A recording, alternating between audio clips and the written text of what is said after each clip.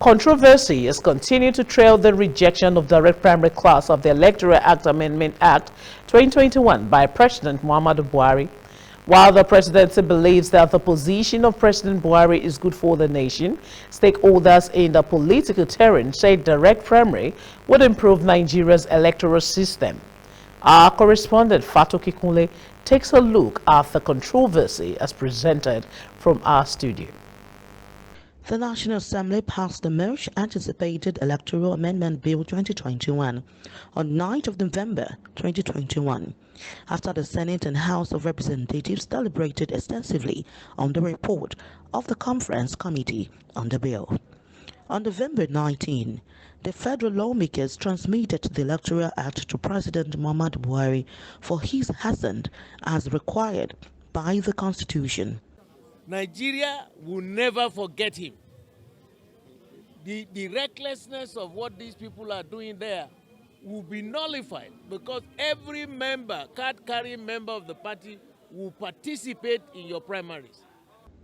After much delay and expectation in the polity, President Buhari, in separate letters written to lawmakers, rejected the act of the National Assembly on December 21, 2021, citing financial, security, and legal consequences for taking such a position.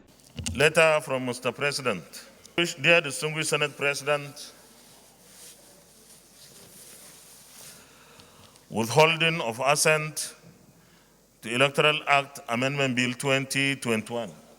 The conduct of direct primaries across the 8,809 wards across the length and breadth of the country will lead to a significant spike in the cost of conducting primary elections by parties, as well as increase in the cost of monitoring such elections by INEC. Following President Buhari's rejection of Electoral Amendment Bill, some senators tried to gather the required two-thirds majority to override the president. Why will Mr. President said he doesn't want direct primary? The country is not its own limited liability company. This is a country, and this is a chamber. So the Senate ought to override him. By the law, we have the power to override him. Chieftains of the ruling All Progressives Congress (APC) have called on the president to have a rethink and give his assent. I think you should reconsider that point. I think you should consider it because the direct primaries was not brought in into it. And during the SDP NLC, we used direct primaries, and those periods are still described as the best political time, where we have free and fair election, where nobody was molested. At this point, if you do the electronic transmission, all these ballot boxes cannot be snatched. Results cannot be changed at every location, at every collation center in favor of the power that be. Electronic transmission of results remove all these corrupt and fraudulent fraudulent centers. The main opposition party, PDP, and governors under its umbrella came out in strong terms that President Buhari would have done the nation good by assenting to the Electoral Amendment Act. What the APC did in the meeting they had, that their problem is not necessarily direct primary. Their problem is the electronic transmission of results in 2023. And that if they allow that obviously APC will lose the election in 2023. And they told themselves the only way we can survive that is to include the direct primaries. The civil society group and the Inter-Party Advisory Council were, however, divided on the controversy. The decision of the National Assembly to pass the bill affirming direct primaries is a process that is product of experience.